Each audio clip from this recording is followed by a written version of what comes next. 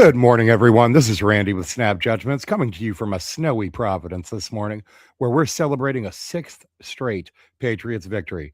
This one, the AFC Championship. I'll hit you with a quick coffee corner first. Today, it's Folgers in my cup, mixed with some International Delight French Vanilla Creamer.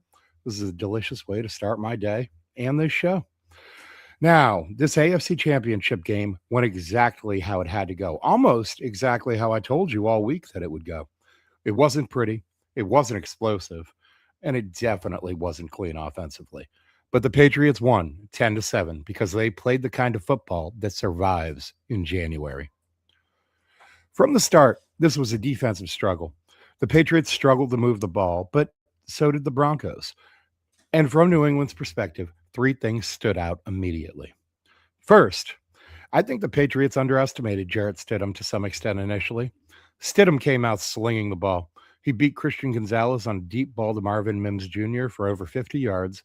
Then he pulled the ball on an option play and ran for about 10, taking the entire defense and a lot of viewers completely off guard. Secondly, once Stidham got through the first 15 or so scripted plays, he started to unravel quickly. The backwards toss that turned into a fumble the Patriots recovered was the perfect example. A panic, two-handed throw to nobody. That's a play where you need to take the sack or throw it out of bounds. Third, the Broncos' offensive line broke down. Christian Barmore spent the entire game chasing Stidham around the backfield.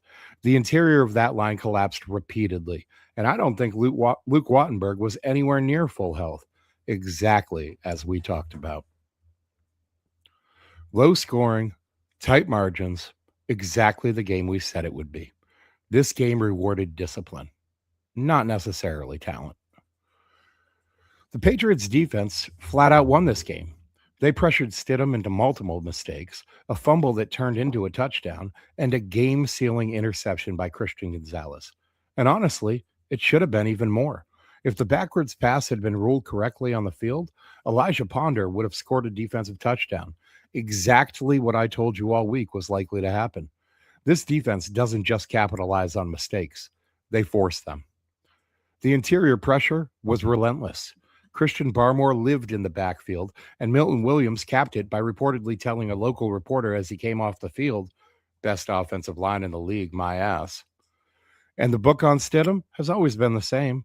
When he's clean, he can complete throws. When you pressure him, he falls apart. He finished 17 of 31 for just 133 yards, was sacked 3 times for 31 yards, and committed the fumble that turned into a Drake Maye rushing touchdown. Once again, Drake Maye struggled. And once again, this team carried him. He finished 10 of 12 for 86 yards, no passing touchdowns, and took 5 sacks. But here's the key. He didn't lose the game. 0 interceptions, 0 fumbles. The previous 2 games, Maye turned the ball over and made things harder than they needed to be. Yesterday, he was ineffective as a passer, but he didn't make the mistake that costs you a championship. And his legs continued to raise the floor of his performance. 10 carries, 65 yards, a touchdown. Even when the passing game isn't there, his mobility gives this offense a way to survive. He escapes pressure, picks up chunks of yardage, and keeps defenses honest. And yes, he took sacks. Yes, his completion percentage was under 50. Sometimes that's the job. Sometimes the win is knowing when not to be the hero. Now, it's time for an honest conversation about Will Campbell. At some point, someone needs to sit him down and tell him, what if I told you you could be an all-pro left guard? Is that something you would be interested in, Will? Because this playoff run has shown he's not a left tackle. Nick Bonito put pressure on him all game with speed. At times, Campbell looked completely overwhelmed, including a diving chop block that he missed entirely, and another snap where he and Wilson completely miscommunicated and watched the rusher walk past them. Drake Maye has survived this offensive line all season by getting the ball out quickly. He has one of the fastest time to throw rates in the league, and by using his legs. The line is supposed to help him. Too often, he's been helping them. Fixing the left side of the offensive line has to be an offseason priority. Find a real left tackle, slide Campbell to left guard. In one move, you fix your weakest spot and your second weakest spot. We'll talk about how to do that in the coming weeks. At the end of the day, bad performances only kill you if you panic around them. Now, this is what Patriots football looks like ultimately. Defense, swarming, forcing mistakes, capitalizing on them. Discipline. Yesterday, we saw one penalty for 5 yards. We talked about that pregame also. The Patriots being one of the most disciplined teams in the league, despite coming out in the first few games with a whole rash of penalties and leading the league then. Situational awareness. That play at the end of the first half mattered. Maye scrambles for 16 yards, gets down with 1 second on the clock. Vrabel calls a timeout immediately, and Borregales gets a shot at a 63-yard field goal. It missed, but at 63 yards, that's a lottery ticket anyway. The important part is that they had the opportunity to put points on the board, and their situational awareness gave them that. And this is where we get back to identity. Road warriors. This Patriots team just became the first team in NFL history to go 9-0 on the road. That doesn't happen by accident. That's discipline. That's preparation. That's being able to play the same way in hostile environments, bad weather, loud stadiums. None of it mattered. This is a team that travels. And teams like that, they don't beat themselves in January. No panic, no forcing it. Accept your limitations and keep swinging. Mike Vrabel came to New England and cleaned up a mess. He hired the right staff, tore the roster down, and rebuilt it in his image, creating a tough team, a mix of veterans, young talent, and cast-offs, all pulling in the same direction, all built from a team that went 4-13 and picked in the top 5 of the draft the past 2 seasons. His culture has taken root. Players love playing for him. They believe in each other, and they've built a clear identity. As Stephon Diggs put it best on the sidelines a couple weeks ago, play violent, play smart, but when in doubt, crash the fuck out. That's your identity. Now, what does this win mean now and then looking forward down the road? This is not the time to talk about legacy. This is the time to talk about building a foundation for the future. This team can win ugly. They don't need Drake Maye to be Superman. This defense can grind quarterbacks down and break them. And yes, defense still wins championships. Looking ahead to the Super Bowl, I'm going to leave you with 3 things I already know for a fact. 1, Sam Darnold can be broken. We've seen it before. 19 career games with more than 2 interceptions, 9 with at least 3, and 3 with at least 4 interceptions. Several of those horrible games coming against New England early in his career.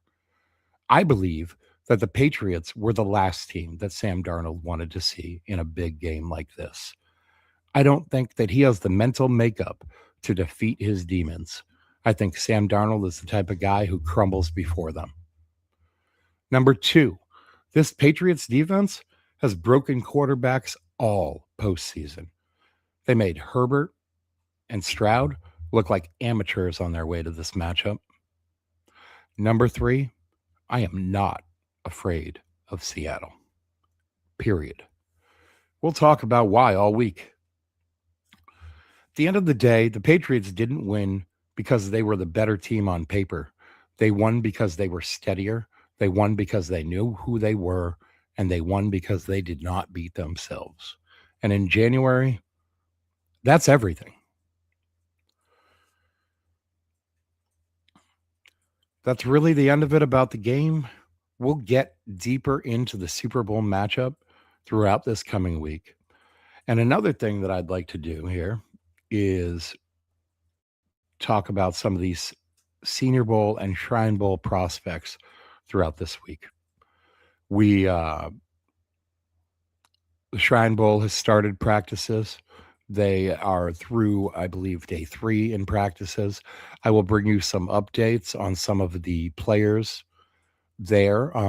As I went over last week, the Patriots ended up with 4 players from last year's Shrine Bowl on this roster. The Shrine Bowl is the place that, it's not the flashy players. It's not the big names.